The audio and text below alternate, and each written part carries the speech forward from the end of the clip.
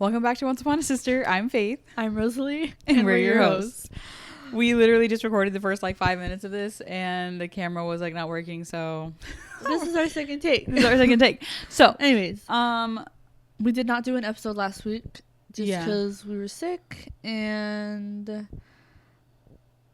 we just didn't have time. I got sick and then I was better and then Faith was sick. And then also. Yeah. So what we had said when we recorded this, I feel like we're reiterating ourselves. We're going back in time. Yeah. So if you follow me, you saw that I just announced this week that I am pregnant.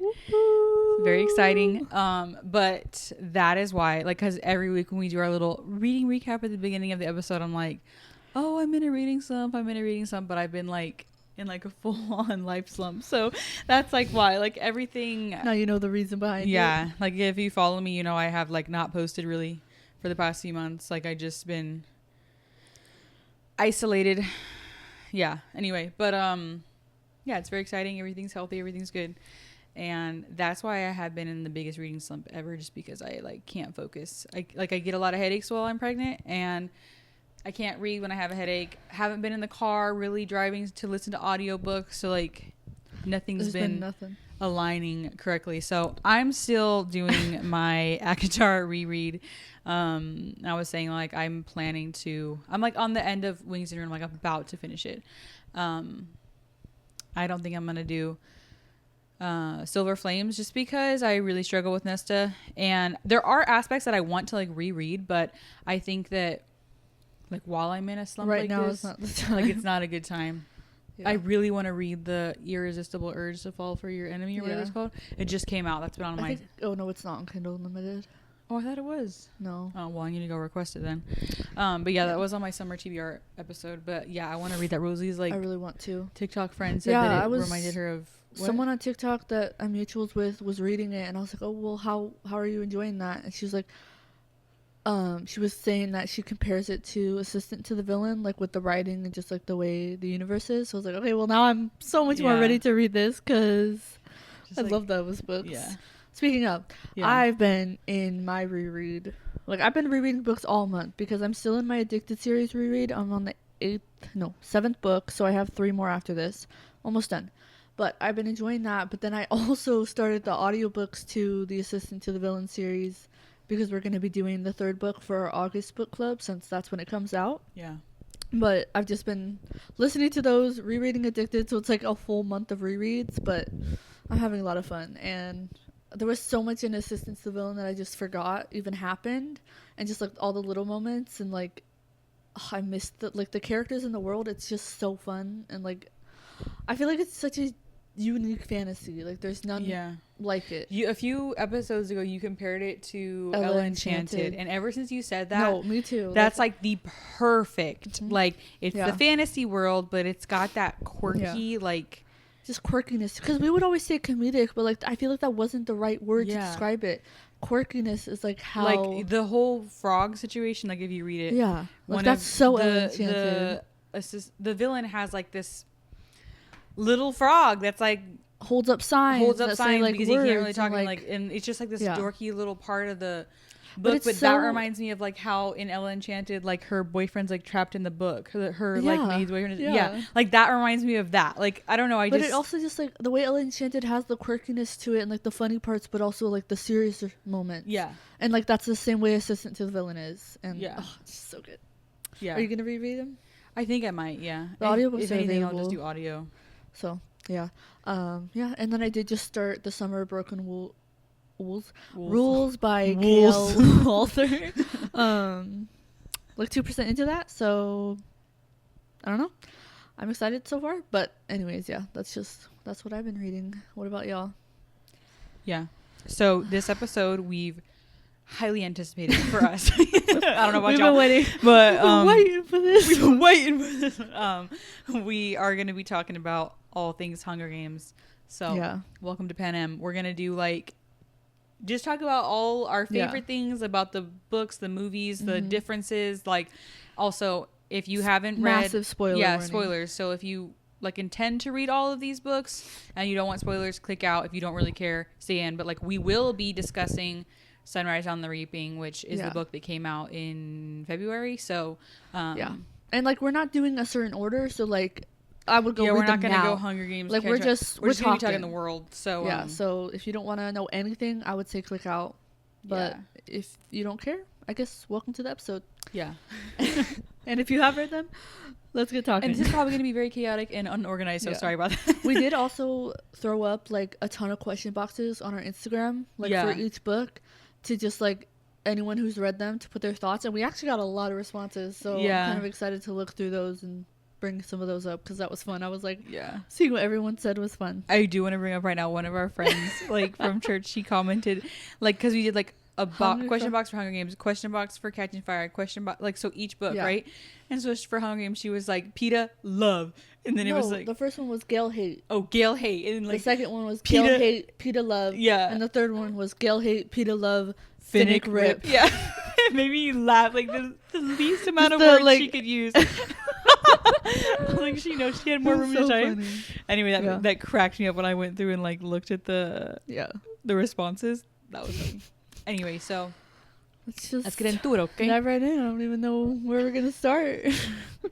So I think let me just start with like what I always told Rosalie, because you never read the books, until like this past few months. So I always told her like the main reason I was like I want you to read these books because there's key little moments that get left out from the movies for one, but then also it's like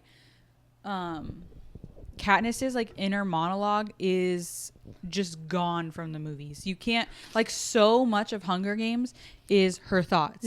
Is like I feel like there's way more thoughts than dialogue. Yes, there's like hardly any dialogue. It's all her thoughts.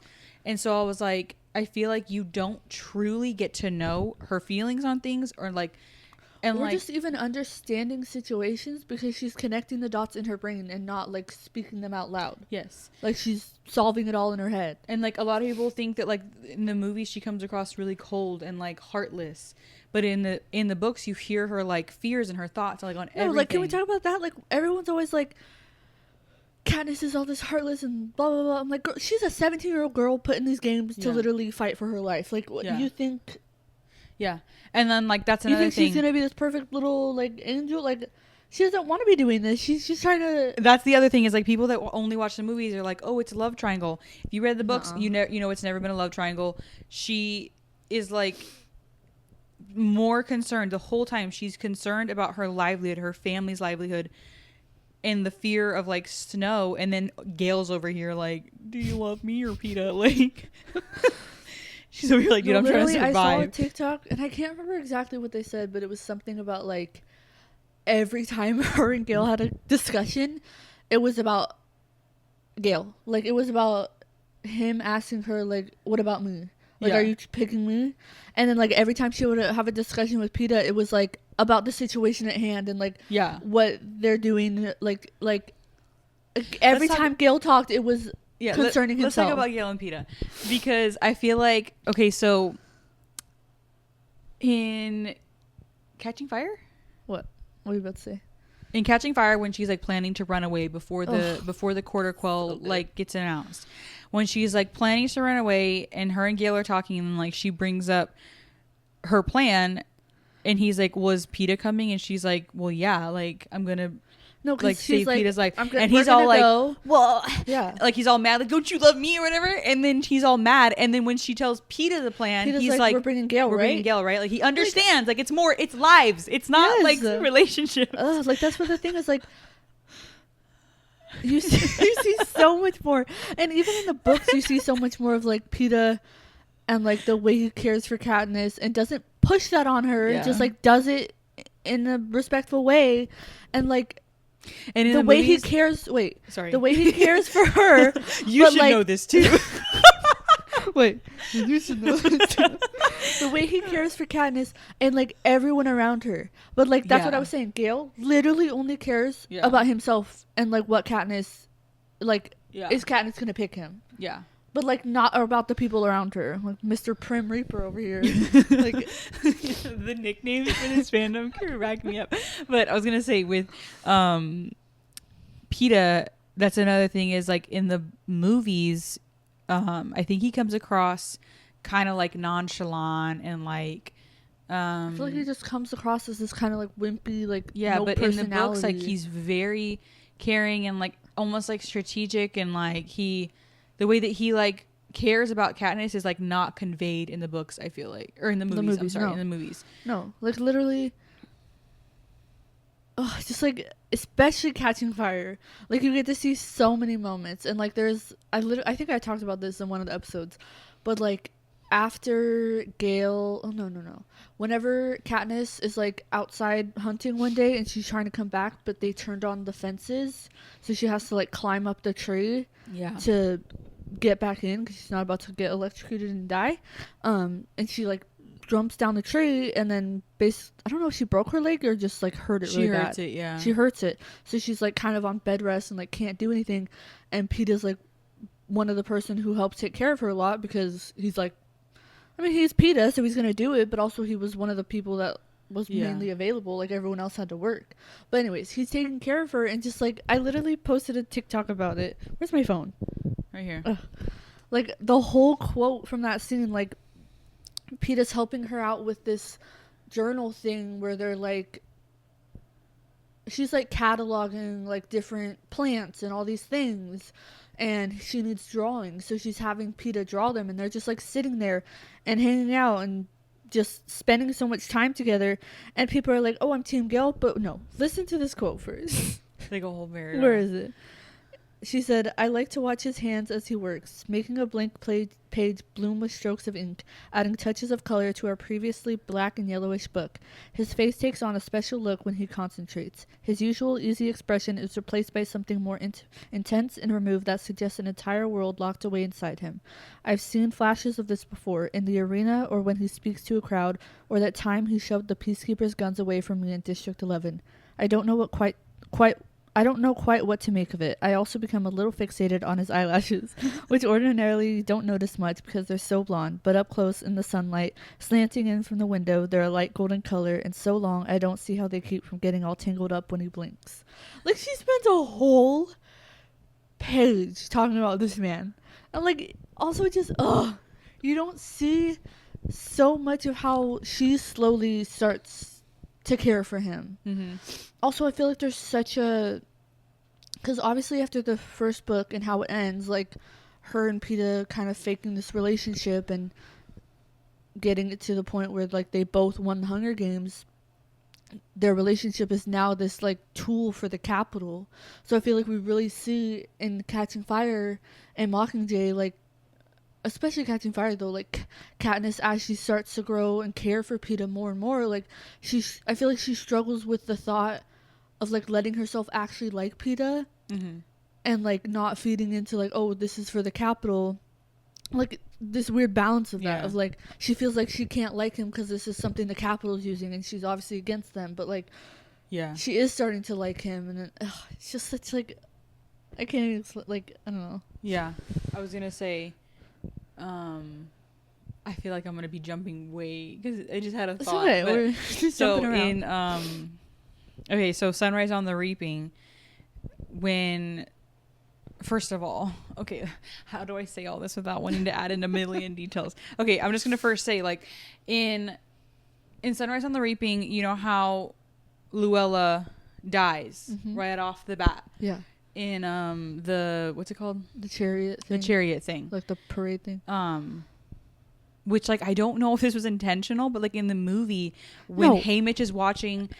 when Peeta and Katniss are going down the chariot in Hunger Games, Haymitch like looks away. Yeah, like he can't handle that. I'm like, there's so many little moments. I feel like feel she had to sit down with him and be like, "Hey, this is your backstory," so he could act it out properly. Or even like, what if she just wrote in the script, like during this scene, she's like, and Haymitch just like looks away in pain or something. Yeah. Like.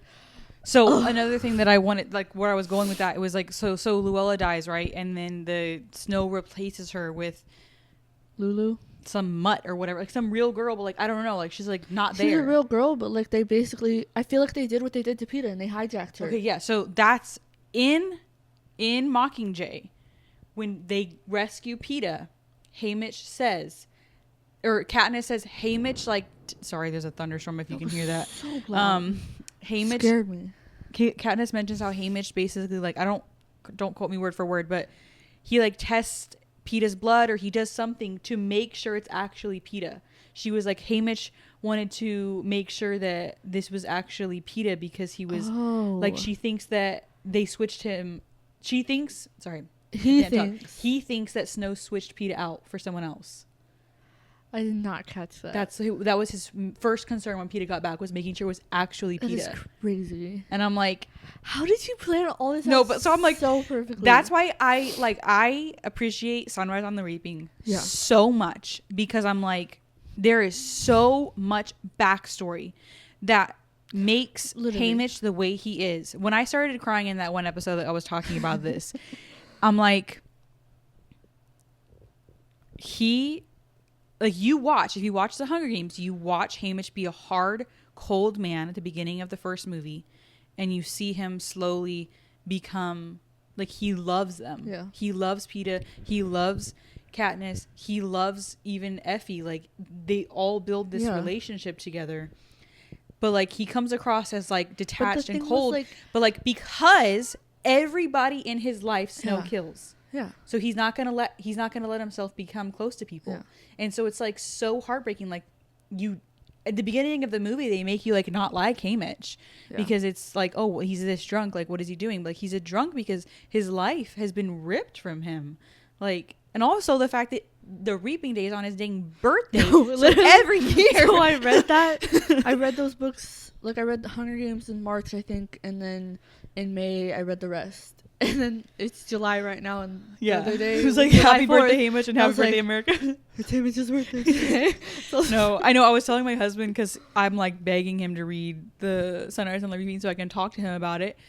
I was like, on the 4th of July, I was like, hey, I know you haven't read the books, like it's not a big spoiler, but I was like, hey, today is like Haymitch's birthday. Like, in the world, July 4th is his birthday. And he was like, no way. He's like, Suzanne Collins, like, if you read the books, like, she relates a lot of it to like original America, like 13 districts, 13 colonies, like it's supposed to be like kind of like that. And she was like, he was like, that was so intentional for her to make the reaping day be July the day 4th. That is supposed to be of independence, like a freedom, no freedom. Like, I know. No, going off of that, like, also just so many things that connect from like the beginning of the series, and like they don't do this in the movies, but in the series. How do you say her name? Madge? Huge. Who is like the mayor, right? Mayor's daughter gives Katniss the the Mockingjay pin, which is like, once you go read Sunrise and the Reaping, that Madge is the daughter to Marilee Connor? Maisley.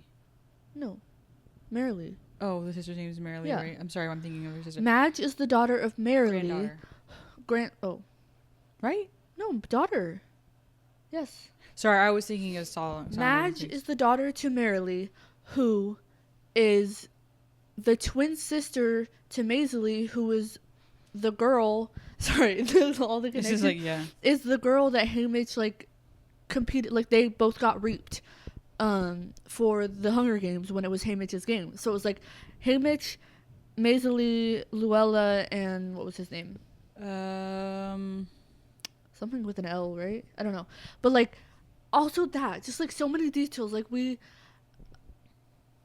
like, in Sunrise on the Reaping, how you get to see that Haymitch develops this relationship with Maisley. But then also in the beginning of the book, you see that Maisley and Marilee are best friends with Katniss's mother. Mm-hmm. And so, like, many connections. And so, how like, he was best friends with Katniss's father. Didn't even realize that was her dad till the end of the book. Yeah. So Was that intentional? No, they mentioned at the beginning, but I missed it. I missed it too. A lot of people did, because that's why I, like, when I posted about reading the book, I was like, the epilogue wrecked me. When I realized that was Katniss's dad, I lost it. But I guess it's at the beginning, but I missed it. But people have posted TikToks saying they missed it. I completely missed it. I feel like she wrote it in a way that you don't catch it. I think so too, because I went back and I was like, I did not connect that dot correctly. And literally during like some parts of the book, I was like, wait, is this Katniss's dad? And I thought it was like this mastermind, and then like at the end we get told, but I'm like, I guess it was like told to us, but I was that makes me so much more emotional, thinking like, no, like he had so his best friend was Katniss's dad, and then he pushes him away after his games. But so then, like, so when he gets back and like when Hamish gets back from the games and his house is on fire or whatever, and like everything's falling apart for him, Katniss's mom and dad are like there taking care of him. Yeah. And he pushes them away, obviously, because of fear of what Snow would do to them. But I'm like, the fact that then they get married and have their kids, and like Katniss, and he dies, Katniss' dad dies. And like, you know that from the get-go, Haymitch loves this girl because it's his best friend's daughter, but he hides it. And it's like the fact that like he's taking over, like he's caring for his best friend's daughter in this whole series. That like you also, just don't get to understand that or know that. As soon as he sees Katniss volunteer, like he knows that he's like guiding her into her, like in his mind he's guiding her like into her death, like he's just there for her last moments. And this is like, I just can't imagine the emotional turmoil, especially knowing like that is the daughter of his once upon a time best friend. And like, also I just can't even imagine, like we don't get much, I feel like we don't get much into Katniss's mom's point of view, which her name is Astrid, I think so. Astrid or whatever. But like, I wonder how it was for her. Like, she knew him. Like, they were all close at one point. Yeah, and they then, all like, had to watch him basically fall apart. And she that's just gotta watches be hard. him fall apart. And then, like, she has to see her daughter go into the Hunger Games. Like, it's just, like, thinking about all of their like, perspectives and, like, how they see the situations. And that's the other thing I feel like this book gives us more. Because Hunger Games, like, Katniss paints her mom out to be like just a neglectful mother, which she is in a lot of ways, but I believe that she's going through severe depression. So like that's like, she lost her best friend, and then lost Haymitch, her husband, and then lost her husband, and then having to like do that life, that horrible life without your partner. I feel like getting Sunrise on the Reaping and getting that perspective, like knowing that Katniss's mom watched someone she know and loved, who is full of life, fall apart after coming out of the games. Her immediate thought when her daughter goes in is like, either you're going to come out and have the same life after, or you're going to die. Yeah. Which is... Also, okay, can we talk about how Peeta was the only one to actually get reaped? No, whenever Haymitch didn't get reaped, I was like, what? I was so confused. I was like, okay, I'm ready to hear Haymitch's name. And then they said whatever that guy's name was. And I was like, what is about to happen?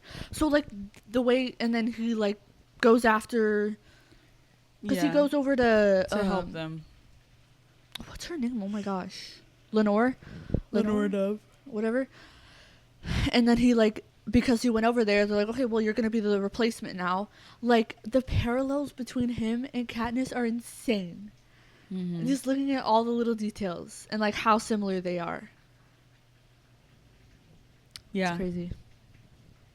Yeah, when I realized that, like, Peeta is the only person who is ever actually meant to be in the games that, like, we follow in these books, which is crazy.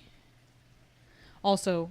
totally going on another side note, like it's like all these little things, like I was saying earlier, whenever I finished Sunrise on the Reaping, I just like looked up Sunrise on the Reaping on TikTok, and then my whole For You page turned into it, and it was like also just like Hunger Games edits and like just people talking about all the little dots and all the little things. And you know how like we know that Finnick was basically sold for his body. Like he makes a comment about what's her name in the first movie, the first book, the blonde girl from District 1 or District 2? Glimmer. He makes a comment about like being glad that she didn't win because he knows she would also, I didn't realize this, but in the book, like the scenes where they go interview with Caesar Flickerman, they talk about Glimmer's dress literally being see-through. Oh, really? I forgot that. Her dress was see-through, and then like Caesar's like making comments and like touching her. I know I glazed over that too, but it's like, and I feel like Caesar Flickerman's like one of those complicated characters where like you don't know how to feel about him, because he has this like humanity to him and like love for them, but he's also still from the Capitol and has these screwed up ways of thinking. So like when I saw that, I was just like, oh, like, but no, that is so sad, like when you think about that. And then also like into Sunrise on the Reaping, when I think it's when like Haymitch, Maisley, Lulu, and what is Liam? No, what is that guy's name? Why do I feel like it's William? I just feel like it's something. Will? I don't know. Anyways, when they're all like at the apartment place where they're like getting ready before the games with Mags and what's her name? Wyrus. So what is that lady's name? The one that like is their Effie. Wyatt. Wyatt, yes. Okay. And then is But it Drusilla? Drusilla. So when they're in there and like it's just one of the scenes where Drusilla's with them, she says something like obviously her and Maisley have that like they just have such contempt for each other. Yeah. Also the scene where Maisley like slaps her. I was like, I can't wait to see that in the movie. They made her do it so well. Anyways, at one point Drusilla says something to Maisley, like alluding to the fact that like, oh yeah, I hope you don't win because, or just something about like if she wins, she's gonna get sold off to the Capitol. Yeah. Like exactly how Finnick does. Yeah. Also, okay, let's go. This is the part that I've been like dying. When after I read the book, this is like the biggest part that I just wanted to discuss. The fact that Mags, Wyrus, and why is he escaping me? What's his name? I don't know who we're talking about. Beatty. Oh. The fact that they were like Haymitch's mentors. I know. And then Katniss goes on to choose them too. No. And like getting to see, because we know Wyrus as like a crazy, the TikTok lady or whatever. TikTok, we know TikTok, her TikTok. We know her as like the crazy lady. Mags, and then getting to see that like why she is that way. And then no idea that Beatty had a whole wife, kid, and she was pregnant. We never hear about never hear about the wife again. Yeah, so I'm assuming like, that she's gone. Also, that's like Amber, that is gonna wreck me. If they do that in the movie, like I can't even imagine. Like that scene was brutal. No, and the fact that like now, if you are watching this and you haven't read the book, Amber is the son of Beatty. Yes, and like in the games, the way he dies. Okay, like wait, first of all, like Snow specifically chooses Amber to go into the games as a punishment for Beatty because Beatty like built something or did something with he just doesn't like Beatty's intelligence and how he like so it's a punishment for him. But so like in the games the way Amber dies is so horrific. Like he gets eaten alive. Like and he's like a skeleton. Sees him, all these animals come, the animals leave, it's just a skeleton and it falls to the floor. Yeah. Like anyway, sorry, that's also, just a little like, background so y'all can understand. What I was trying to say was like when we were having dinner that one day and before you'd read it and I was like, this character is gonna be the new Rue. Yeah. Like because he's 12. Yeah. He's young. He's like, it's going to be heartbreaking to watch that. Yeah. Like I already know if you've watched like if you go to the Hunger Games official like TikTok, that the little boy. I'm like that is going. I'm so glad they picked like age accurate characters too though.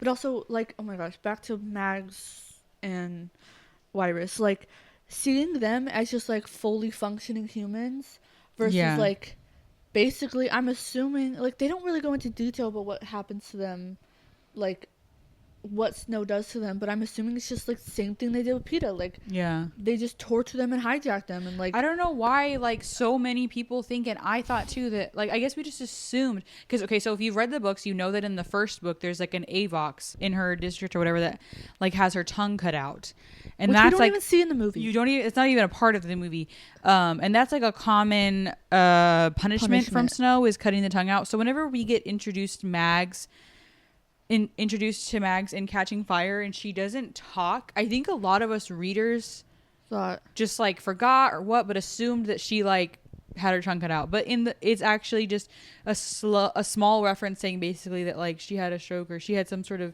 thing and she can't really talk. Her speech is slurred. I just assume it's from I thought that it was a punishment. Probably being tortured, like and I don't know. That's what it is. But also going to the Avoxes, I wanted to talk about that. So like we know in the movie, I feel like they say the word Avox in the movie, but like they don't go into it. So like in the movie, she sits down in like that apartment thing where they're all the districts, oh my gosh, all the what are they called? contestant. Not the nominee. What are they called? What are they called? Like the reaped, the That's what I was like. tributes. The tributes. Oh my gosh. I'm like, what the heck are they called? Where all the tributes are staying. Like the tower before like they have to go into the games. And they sit down for dinner and like the people serving them the dinner are the Avoxes. And Katniss looks at the Avox and then Haymitch just says something like, oh, that's like the Avox. And then in the book, though, she looks at her and recognizes her. And there's a whole scene in the book of one day Katniss is in the woods hunting and all of a sudden it's two people, right? Yeah, two people run up. A guy and a girl. A guy and a girl. And she's like, what is going on? And then like they kind of have a conversation. Basically, I can't remember. Are they from District 8? I think. Or no. I don't know. But they're from one of the districts. She sees them get taken. Yeah, they're running away, but then she sees them get taken. And like that's a whole, just like a whole, I feel like such a crucial thing. Like it's not necessarily like a huge thing to the story, but like it adds a lot to Katniss's understanding of the Capitol. Yeah, and I feel like it makes you realize, I feel like it's like a little dot connected for Katniss where she's like, oh, we are being watched all the time. And also just like, obviously they know the Capitol's cruel, like with the Hunger Games, but like they don't know how, like it just shows the extent of how involved the Capitol is in every single little thing. And like we just don't even see that in the movie. I'm like, this is such, I feel like a crucial moment.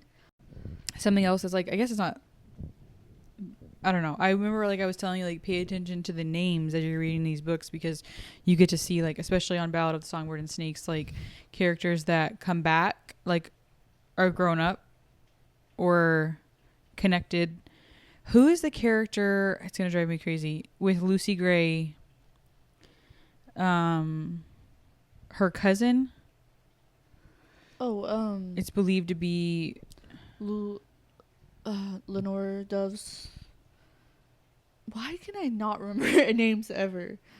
This is why I was like, Maud Ivory. Yeah, she is Lenore Dove's mom. She is. I'm pretty sure they confirm it, that she's the one who had Lenore Dove, and then the other two people from the Covey take care of her.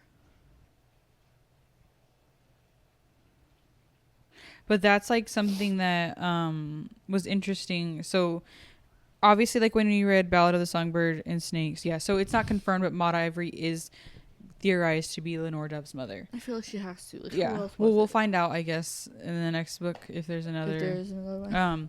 But all the. So the Covey gets introduced in the Ballad of the Songbird and Snakes, and like seeing how like they all have names where it's like,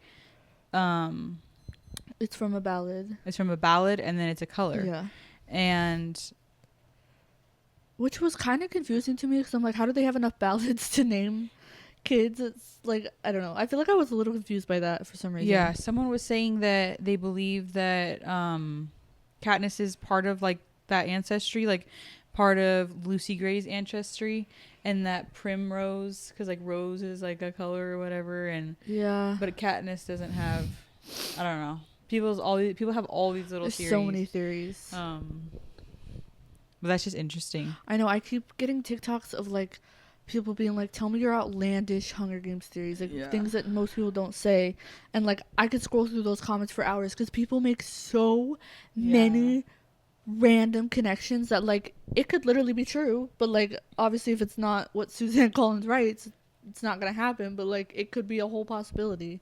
Yeah. But, yeah, we haven't even talked about Ballad of Songbirds and Snakes yet. I know. That is such a like obviously like when I watched Ballad of Songbirds and Snakes the movie, I watched that first. I didn't love Snow. I wasn't expecting a redemption plot, but I was like, it is just like a flashback and kind of seeing like some of the beginning of things and kind of like the origin story of how Snow really gets to be where he's at. But like truly, in the same way we don't really get to know Katniss, you do not get to know how Snow is really feeling. Like in the books, his inner monologue is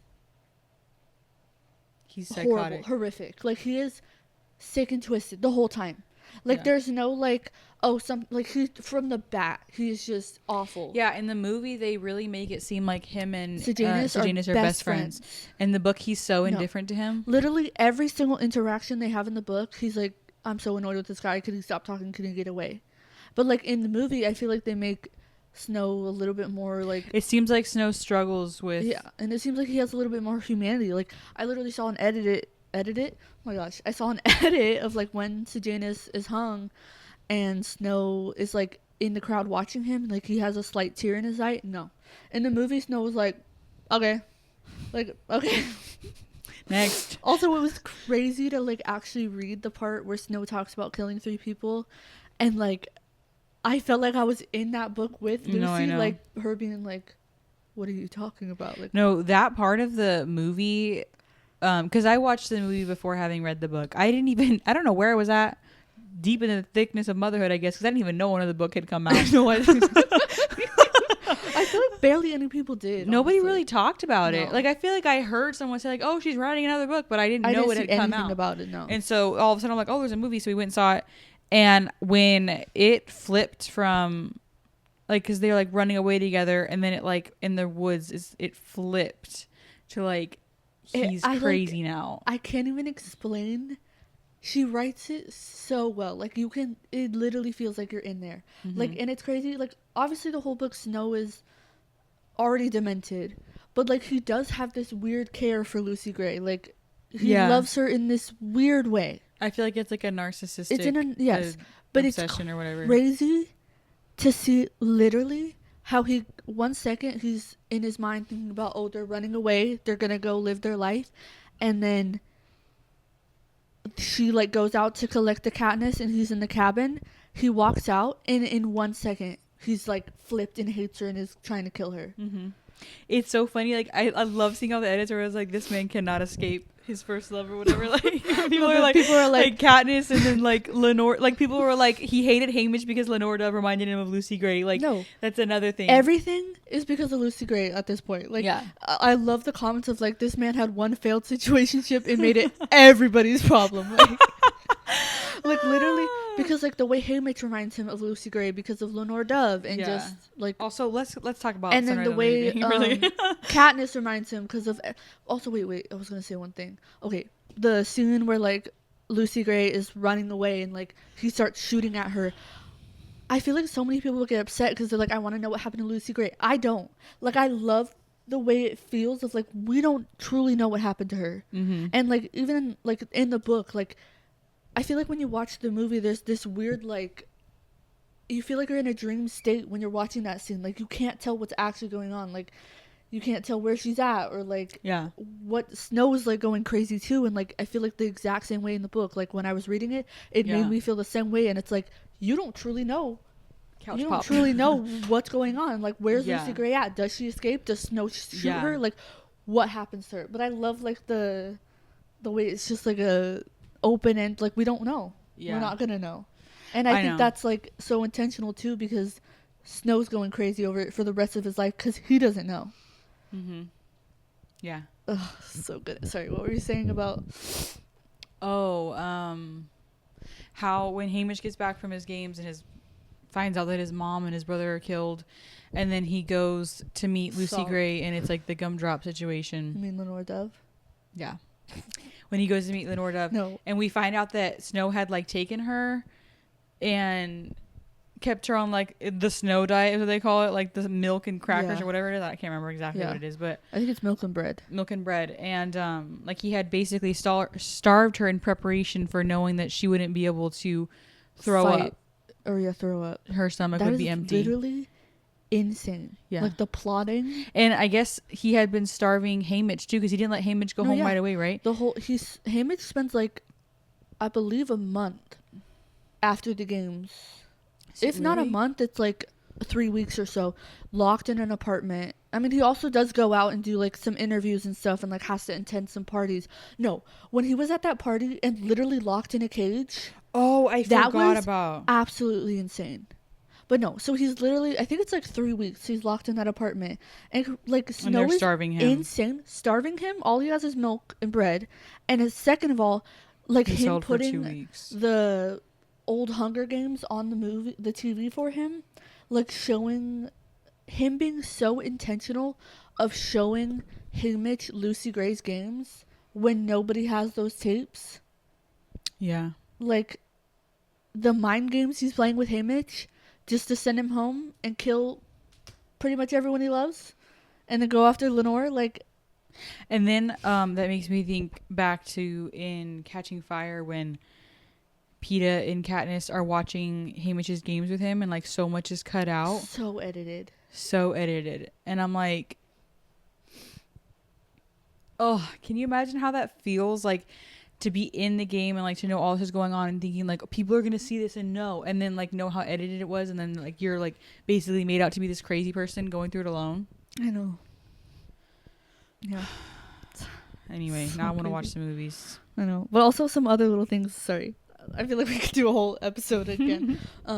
Little things of like in Sunrise on the Reaping when their stylist isn't showing up. I can't even remember his name, but they're like, "What the heck are we gonna do?" And then their one girl that was like the two students that were assigned them as like I don't even know. She calls in her sister. She calls in her sister, and like I knew it was gonna be Effie before they even said it. I was shocked because I was like, I didn't feel like it came across like Effie and Haymitch really knew each other, but I guess feel like it did. I don't know. I guess I just never really thought that they had a relationship.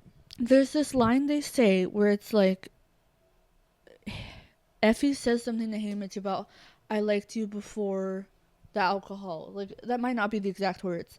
And then Haymitch says to Effie, well, I liked you before, I don't know if he says the needles or something, but it's like a flashback to like in Sunrise on the Reaping, we get to know that Effie is like, as much as Effie's like a fashion lover and like all these things, like she talks about being terrified of needles and like not wanting to do all the like facial reconstruction, bodily reconstruction that the Capitol does.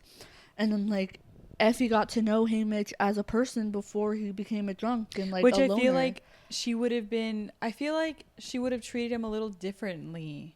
That's why it surprised me. Like I feel like she would have had a little more compassion towards him, or maybe she just that's why she did later on, but we just didn't see it at the beginning or what. But I feel like she could only give him so much because he was only taking so much. Like, I don't know. Yeah, but true. She was also, and also we have to remember that she is Capital. She's like, Capital, and so her mind is. But it was just, I thought it was really cool to see like just a little bit of behind the scenes for them.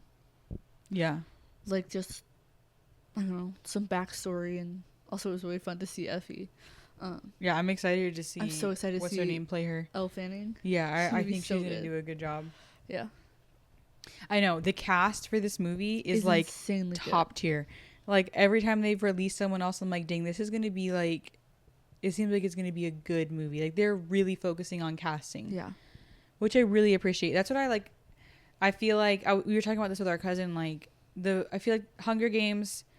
They changed some things up. They changed some things that they can't step away from, like not showing that she got the pin from Madge, like she got it in the little market or whatever. Like some little stuff, like they're stuck with that, which I wonder what they're gonna do for that. Yeah, because that's like a pivotal. Yeah, like that's what starts the rebellion type thing. But anyway, we forgot to say it earlier, and if you haven't read the books, the Mockingjay pin was originally Maiseley's, who was the one that was in the game. Yeah, and so then it's passed down to Madge. Madge gives it to Katniss before her games.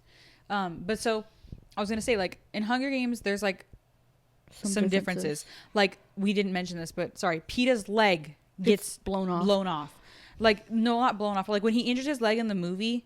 And you see it that happens, they can't repair it, like it's too far gone when he gets out, so he gets his leg amputated, and he gets a prosthetic, and so that's like a huge thing. I feel like to like have your leg amputated, that's not included, and so there's like little things, but I feel like Catching Fire they did a little bit less wimpy. And then Mockingjay they did a little bit. I'm talking about like differences. They continued with the movies, but I feel like they tried to stick more to the actual books. And then like I feel like Ballad of the Songbird and Snakes very much. The only thing that was hard to convey again was his inner monologue. Yeah, but that you couldn't. Like, so I'm really excited. I feel like they've been really intentional about trying to stick to the plot. Yeah. And so I'm excited to watch this movie. I feel like it's going to be so good.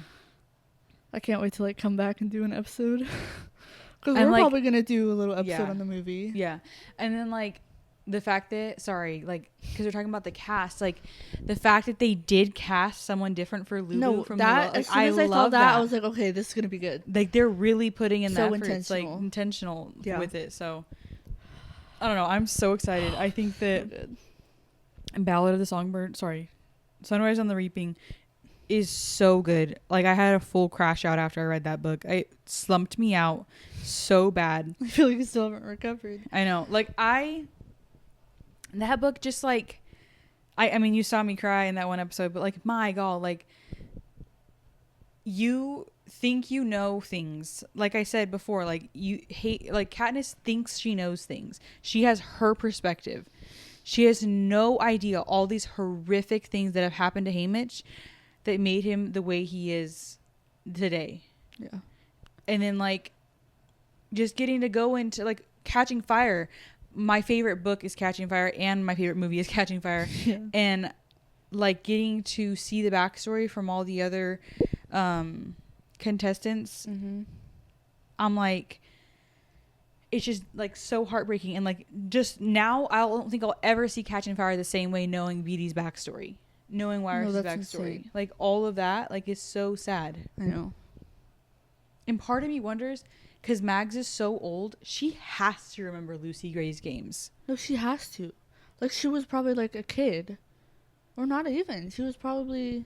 Because which games was hers? Like, I can't remember, but... Also, it is so crazy to think that Wyris's games were right before Haymitch's. Like, I feel like in the movies, I thought Wyris was she was so the much 11th older Hunger for Games. No, she literally... Yeah. And Lucy Gray was the 10th. 10th. So she was has there. to know. She remembers. Oh, so... Also, sorry if this episode was majorly Sunrise and the Reaping, but like... Well, I just feel like there's it's so much... because That, it I feel like, connects all ties the in dots. all of it. Like, it's a full wrap up of everything. That's The why I'm wrap like, up. everybody needs to read this book. I know. I mean, y'all are just kind of saying Yeah, love. a lot of the things that y'all said is really what we all just talked about. Yeah. Like, we just... Someone said, I felt like I was in District 13 with Katniss, so heart-wrenching for Mockingjay. And yeah, I don't know. Mockingjay wrecked me. I feel like... I think it was because the third one and, like, the wrap-up at the end. And, like, there's a lot of things that happened there that are sad. But, like, I was crying throughout the book. But then I literally shut it. I read the last page and shut it. And I just was sobbing for the next 2 hours. Like, I would, like, cry. 5 minutes later, I'd be like, oh, like, I was just losing it over that book. Yeah. Just like I can't even explain. Like, it's just like, and that's imprinted onto my heart. Yeah, that's why I told you, like, these books are imprinted into my heart. Like, they are some of my favorite books ever. And that's why, because I read these when they came out. Like, I read them back then. So getting to read Sunrise on the Reaping, getting something fresh and new, like, that's what happened to me after I read it. Like, I just had a full breakdown of, like, first of all, also just like thinking how Suzanne Collins did such a good job with this series. She has good. like outdone herself. This is like, to be able to connect all these dots and to do all these like backstories, and like, I'm just like, wow, this is...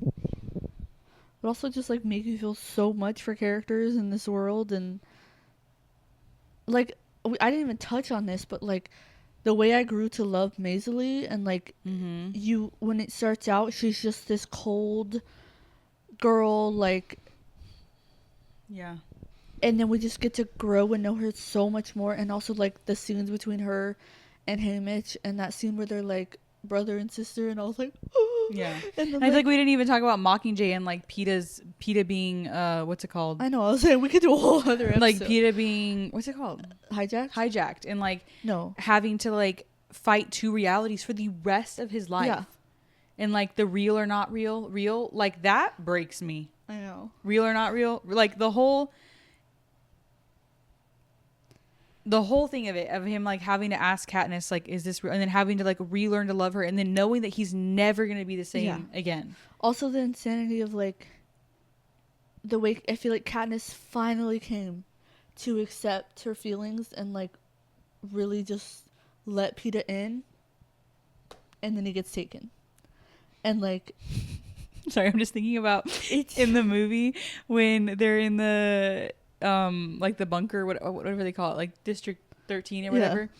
And then like we get the little broadcast from the Capitol, and PETA's on there, and he's like, "Candidates are coming for you. Haven't enough time, blah blah blah," or whatever. And the PETA's like, or sorry, Hamish is like, "It's a warning. He's warning us." I'm like, thanks for that excellent information. Like, I just oh my gosh, I just love these books and movies. I feel like it's one of the rare books and movies like that I truly love, like, both. As much as we talk about like, oh, they didn't add this and that and that, like the movies are phenomenal.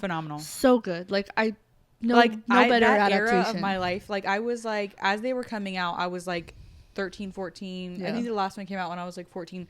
So they were coming out every year in November for 4 years. And that, like, I just think about that, and I think about like my dad and me. I know that my other family members were with us, but like my dad was hyped up for them. I was too little. I literally remember being in the movie theater to watch Catching Fire, and it's the scene where they're on the victory tour and they're at District 10, and like all the people do like the little whistle thing and put up their thing, and then they kill that old guy. And I was like, and then I literally turned around in my seat. I was so little at this point. I like hunched up like a little crab, laid on the seat, and then my mom like gave me her phone, and I spent the whole movie like that, like face down into the movie theater seat, doing something on mom's phone, because I was just scared from that. Yeah. Which like, but like I was so little. Yeah, I think you were like 9, right? I think like 8 that. Or something. But I just remember that period of time in my life, and like my dad and I getting so hyped for the next, like waiting for the next year for the next movie to come out, and like that was so much fun. Like I cannot wait for this next movie to come out. And has Dad even seen Ballad of the Songbird and Snakes? I don't think he even really knew. I feel like that was just like an odd era. Like Ballad of Songbirds and Snakes book and movie, I feel like we're so kind of glazed over. I feel like it's hard though, because it's like nobody. I remember when it got announced, I was like, I don't really care about Snow's backstory, but it was intentional to connect all these dots. Like I get it, but and it's definitely worth watching, I feel like. But yeah, we've talked for a long time, so I feel like we could definitely. I mean, maybe we can go live sometime and go talk more.